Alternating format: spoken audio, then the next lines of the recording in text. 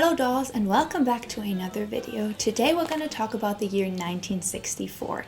If you're new, hi and welcome to my Vlogmas series.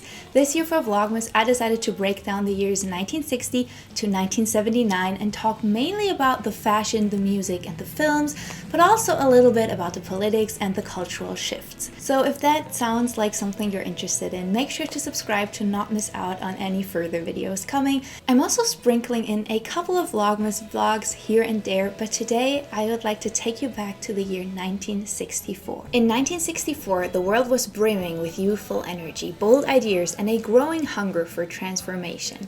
In politics, the fight for civil rights took center stage, with landmark legislation in the United States signaling progress amidst ongoing struggles for equality. Across the Atlantic, the British invasion reshaped the global music landscapes as bands like the Beatles and the Rolling Stones captivated audiences and cemented the cultural dominance of youth. Fashion in 1964 broke boundaries, with hemlines soaring higher and space-age designs reflecting humanity's fascination with the future. This was a year where the miniskirt became a symbol of rebellion and freedom, and mod culture brought streamlined modern looks into everyday wardrobes. On the silver screen, filmmakers pushed boundaries with innovative storytelling and visually striking works. Hollywood dazzled with the charm of My Fair Lady and Mary Poppins, while satirical and experimental films like Dr. Strangelove challenged audiences to think critically about the world around them. From the rise of youth-driven revolutions to the allure of futuristic designs and transformative art, 1964 was a year that redefined the boundaries of possibility in culture and society. It was a year where optimism, defiance, and creativity collided to shape the decade and the world for years to come. I took off the jacket because it's actually quite sunny and warm in here, but I'm going to tell you a little more about these kind of jackets a little later. But I just quickly wanted to preface this video by, as always, saying that I'm mainly focusing on the US and on the UK. I'm going to tell you a little bit about France in today's video and a little about the world in general, but just so you know, these are the countries in main focus because they were truly the countries shaping pop culture and fashion in the 1960s. In 1964, politics, culture, and social change were in full motion. The Civil Rights Act of 1964, signed into law by Lyndon B. Johnson, was a landmark achievement, outlawing discrimination based on race, religion, sex, national origin, or skin color. This monumental step in the fight for racial equality in the US came amid a broader wave of civil rights activism, with Dr. Martin Luther King Jr. receiving the Nobel Peace Prize for his nonviolent leadership. While the act represented a victory for civil rights, it also deepened political divisions in the United States, with many in the South fiercely resisting the change. On the global stage, the Cold War tensions continued to shape international politics. The Gulf of Tonkin incident in August escalated US involvement in Vietnam, leading to the Gulf of Tonkin resolution and a significant increase in American military presence. Meanwhile, in the Soviet Union, Nikita Khrushchev was ousted as premier, and Leonid Brezhnev assumed power, ushering in a more conservative, militarized approach to governance. In Britain, the Labour Party, led by Harold Wilson, won the general election, promoting progressive reforms aimed at modernizing the economy and expanding the welfare state. The year also saw the rise of student protests and youth activism, reflecting the growing dissatisfaction with the status quo and a desire for social change. This unrest was fueled by various issues, including civil rights, the Vietnam War, and calls for greater personal freedoms. The political climate of 1964 set the stage for the Cultural Revolution and political upheavals of the 1960s, as social movements continued to challenge traditional norms and institutions, both in the US and across the globe. In 1964, the post-war economic boom continued, with average household income rising to about $6,000. Keep in mind that by 1964, most households were still on one income. Although by the mid-1960s, more and more women started to join the workforce, they were mostly really underpaid, and most households did rely on the men's income generally. The cost of living remained relatively low compared to today's standards. To understand the prices of the 1960s a little better, I decided to compare the same three things in every single video: the price of a movie ticket, a loaf of bread, and a house. A movie ticket typically cost something around 93 cents, and a loaf of bread was about 25 cents. The average price of a new house started at about $13,050. For many, the 1960s seemed like a time of prosperity, as consumer goods became more widely accessible and economic growth appeared stable. However, there was still a significant economic gap between the wealthy and the poor. While some families enjoyed a comfortable lifestyle, others faced financial hardship. This contrast highlighted the underlying inequalities that would become more prominent as the decade unfolded, setting the stage for the greater political and social movements of the 1960s. In 1964, the fashion landscape continued its shift towards simplicity, with silhouettes slimming down and waistlines becoming less pronounced. This year also marked the arrival of the British invasion as the Beatles took America by storm, influencing music, fashion, and art all across the globe.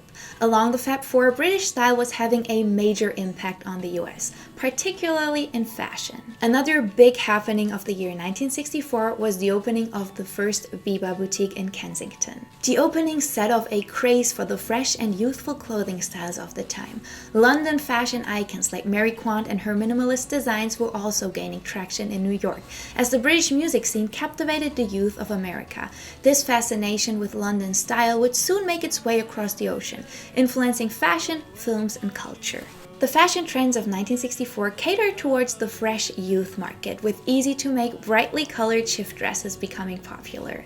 The simple shapes of these dresses were often enhanced by playful details such as collars, bows, pockets, belts, and buttons, features that compensated the basic cuts of the garments. The minimalist look reflected a broader cultural shift, as teenagers sought clothing that was comfortable and practical for everyday activities like dancing, shopping, and casual outings. I'm gonna talk about this a little more later, but my outfit is very inspired by Patty Boyd in A Hard Day's Night, a 1964 Beatles film. I really like this look, and it was truly a popular look in 1964. A classic A-line cut pinafore dress and a nice little button-down blouse. This one does have the slight Peter Pan collar, and because people started to get more playful with fashion, I added this wonderful little green apple brooch that I love. I also did some green earrings because by 1964, mod fashion was definitely influencing the way colors and pop art styles were seen on streets. The mod look, with its emphasis on simplicity, had already made an impact in the subculture, and now mainstream fashion designers were adopting these clean, unfuzzy designs, which young women around the world embraced enthusiastically. In the realm of workwear, women started mirroring their male counterparts with slim, tailored suits featuring deep Chelsea collars and tube skirts that fit closely to the body, creating a sleek, sophisticated silhouette. Casual daywear for women continued to evolve in 1964, moving far beyond the practical shirt dresses of the earlier parts of the decade. Women still preferred practical outfits, but now they wanted clothes that could transition seamlessly from daytime to evening wear with just a few accessories. A belt, a scarf, or a necklace could be used to dress up these simple dresses.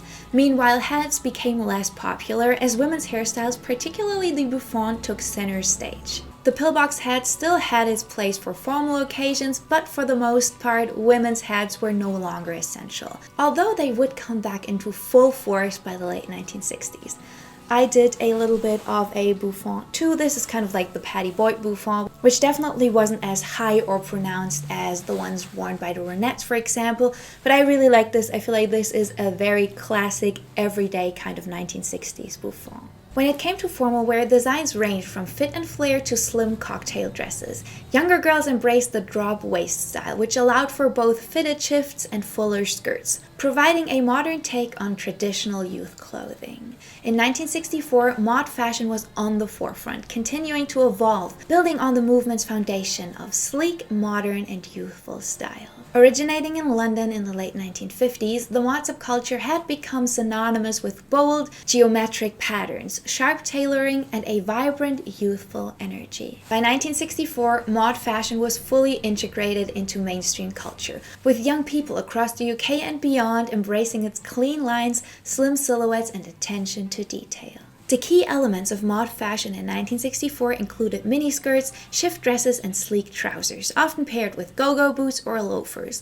Colors were bold and vibrant, with lots of black and white, along with primary colors and graphic patterns. Peter Pan collars were a popular detail on dresses and tops, while accessories like headbands, scarves, and small bags completed the look. Menswear also embraced the mod aesthetic, with sharp, well-fitted suits, narrow trousers, and slim ties. Popular items included parka jackets, biker jackets, and Chelsea boots, all of which become iconic for the mod wardrobe, mostly because they were really practical to wear when riding around on a Vespa scooter. The look was polished yet youthful, with an emphasis on style consciousness and an air of rebellion against the older generation. The year 1964 was particularly important for mod fashion as it gained global visibility thanks to the influence of music. The British invasion brought the Beatles to the forefront, who often embraced mod-inspired fashion, wearing slim suits and coordinated outfits. This helped to propel the mod look beyond London, making it a global phenomenon that influenced not only fashion but music and culture as a whole. Outerwear also began to take on a more fitted silhouette, with the princess coat becoming popular in 1964. These coats, made from double cloth or wool, mirrored the slim shapes of the dresses that defined the era. They were clean and simple, with an occasional addition of color or decorative details to make them stand out. The Empire bust line continued to be a popular feature, now appearing in a variety of smock-style dresses that could be worn loose or belted. Barbara Hulanicki's early Biba designs, such as her brown chalk-striped dress, also featured a high bust line, and the dress sold out quickly in her new Kensington store. This style seemed to embody the youthful energy of the Beatles, with their collarless jackets and thin ties resembling the mod suits worn by the Fab Four. The merchandising around the Beatles was so widespread that it is likely this dress was inspired by their iconic look. The year 1964 also brought one of my personal favorite styles, space age fashion. While space age fashion had emerged in the early 1960s, 1964 was the breakthrough year for this style. Driven by the excitement surrounding the space race and the technological advancements of the era, space age fashion took the world by storm. Designers like André Courrèges and Pierre Cardin were at the forefront of this new movement. Courrèges, in particular, is credited with popularizing space-age fashion with his 1964 collection, which featured miniskirts, go-go boots, and bold geometric patterns. Cardin also embraced the era's futuristic aesthetic, incorporating metal fabrics, plastics, and vinyl into his designs. This marked a shift away from traditional tailoring, with sculptural silhouettes and minimalistic shapes dominating the runway, reflecting a vision of fashion that was in tune with the technological advancements of the time. Space age fashion was a celebration of progress, pushing the boundaries of design and paving the way for a new era of avant-garde fashion. In terms of overall fashion in 1964, dresses continued to be cut simple, with waistlines moving up to the bust or down to the hips. Jackets became longer, reaching the hip, which created an illusion of height and simplicity. Hemlines generally remained at the knee, but more daring girls started to experiment with shorter skirts. Minimalism dominated, with the emphasis on simple shapes, clean lines, and thoughtful details. The fashion of 1964 was all about youthful energy, comfort, and an easy style. This jacket is really loud, which is why I decided not to wear it for this video. But I just want you to know that this is a typical 1964 jacket. It is an original vintage piece in immaculate condition. This is very emblematic of that space age fashion, because when you look at the collection and it is full on vinyl, that is what was worn on the runways. But something like this definitely made its way into the closets of many women. It's a vinyl leather jacket in that classic 1960s cut, a nice green color, something that was just beloved and worn by many. 1964 marked a pivotal year in music, both in Great Britain and the US, marked by the explosion of new genres and the dominance of several iconic bands and artists. In the United States, the year saw the peak of the British invasion, a musical phenomenon that began with the Beatles making their America debut. On February 9th, 1964, the Beatles performed on The Ed Sullivan Show, drawing an estimated 73 million viewers, a historic television moment that marked the beginning of Beatlemania. Their hits like I Want to Hold Your Hand, She Loves You, and Can't Buy Me Love took over the charts, with the band securing multiple spots on the Billboard's Hot 100. But the British invasion not only saw the Beatles on the forefront, it also brought other British bands into international prominence. 1964 also saw the Rolling Stones having their first hit, Time Is on My Side, in the US, signaling their arrival as a force in rock. The Kings and the Animals also contributed to the British sounds, with hits like You Really Got Me and House of the Rising Sun. In 1964, American soul and R&B music also reached new heights. Artists like James Brown, with his hits Out of Sight, began to shape the sound of funk, while Sam Cooke's A Change Is Gonna Come became an anthem for the civil rights movement. The year also saw the rise of British pop and mod bands, who not only influenced fashion but also reshaped rock and music globally. The British invasion was not just a shift in musical sound, but a cultural movement that shaped the music and style of the 1960s, making 1964 one of the most transformative years in music history. In America, 1964 was the year of a dynamic mix of rock, pop, soul, and funk. Louis Armstrong's Hello Dolly became a surprise hit, catapulting him onto #1 at age 63, while the Beach Boys' I Get Around captured the carefree California sound. Roy Orbison's Oh Pretty Woman became a classic, with its catchy riff and powerful vocals. Motown also rose to prominence, with the Supremes scoring major hits like Where Did Our Love Go and Baby Love. Meanwhile, Bob Dylan was making waves in the folk scene, with songs like The Times They Are Changing reflecting the social and political unrest of the time. Dylan's lyrics resonated deeply, and his shift towards electric music would soon mark a pivotal moment in rock history. In 1964, cinema reflected the cultural shifts of the decade, with a blend of traditional filmmaking and innovative new genres. The year saw the continued success of the James Bond franchise, with Goldfinger, the third film in the series. The Bond films were known for their glamorous style, action-packed plots, and memorable villains, and Goldfinger became a defining moment in spy thrillers. Another notable film of 1964 was Mary Poppins, starring Julie Andrews and Dick Van Dyke. The film, a beloved Disney musical, combined live action with animation, showcasing the whimsical side of cinema, while also dealing with deeper themes of family and change. It became one of the highest-grossing films of the year and earned several Academy Awards. In the world of drama, Dr. Strangelove, or How I Learned to Stop Worrying and Love the Bomb, directed by Stanley Kubrick, was a satire about the Cold War, with dark humor and a biting critique of nuclear politics. The film's absurdist take on global tensions was provocative, earning critical acclaim. 1964 also saw the rise of the Pink Panther, the first film in the series starring Peter Sellers as the bumbling Inspector Clouseau. The comedy series would go on to become one of the most successful franchises of the decade, known for its slapstick humor and Sellers' unique comedic timing.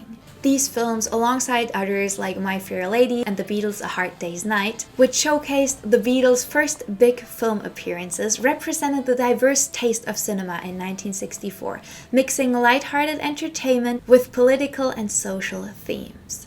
For this video, I also wanted to add something different because I found an article all about youth slang of 1964, and I just wanted to share a little bit about that with you. In 1964, slang was a vibrant reflection of the youthful energy and evolving culture of the time. Phrases like "gimme some skin" were a fun way to ask for a handshake, often accompanied by a slap of the palm, while "lay it on me" encouraged someone to share information or a story. If something was especially impressive, it might have been described as outer sight, capturing the excitement of the era. Saying "let's jam" was a laid-back way of telling someone you were leaving, and "hang loose" became synonymous with relaxing or taking it easy, often used by surfers embracing a carefree lifestyle. For those in relationships, "going steady" was the term for exclusive dating, signaling a cultural focus on commitment. These reflections not only shaped the everyday communication, but also reflected the shifting attitudes and lively spirit of the 1960s, from fashion and music to the social dynamics. So what does 1964 really add up to? It was a year that marked a turning point where culture collided with political change, and new ideas shaped the course of history. From the signing of the Civil Rights Act to the rise of British invasion bands like the Beatles, 1964 was a year of transformation. The fashion world embraced minimalist, youth-driven looks, while cinema offered everything from the iconic Mary Poppins to the satirical brilliance of Dr. Strangelove. The world was evolving, and 1964 set the stage for the revolution that would define the 1960s.